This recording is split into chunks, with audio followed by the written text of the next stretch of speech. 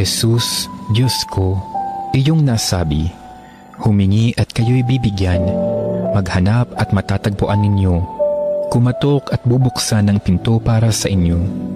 Tunghayan mo po akong nakaluhod sa may paanan mo, napupuno ng buhay na pananampalataya at tiwala sa iyong mga pangakong pinabatid ng iyong kabanal-banalang puso at sinambit ng iyong mga labi.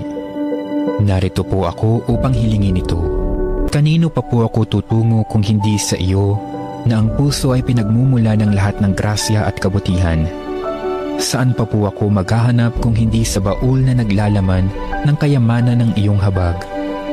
Saan pa po ako kakatok kung hindi sa pinto kung saan ibinibigay ng Diyos ang sarili niya sa amin at kung saan kami makapupunta sa Diyos?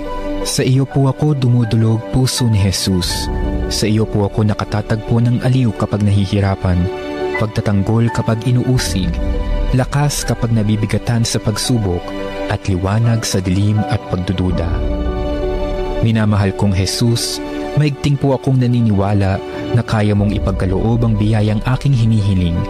Kailanganin man ito ang isang himala.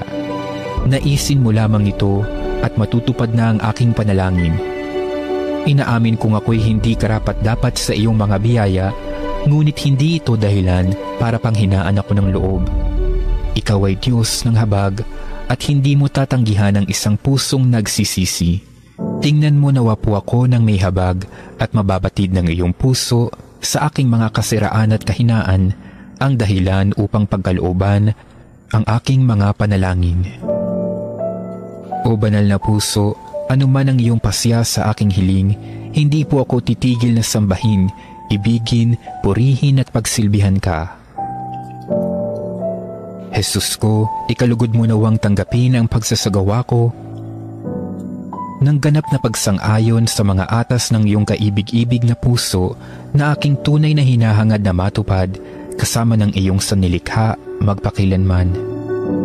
Kabanal-banalang puso ni Jesus, alam kong may iisang bagay na hindi mo kayang gawin, ang mawala ng habag sa mga naghihirap o nababalisa.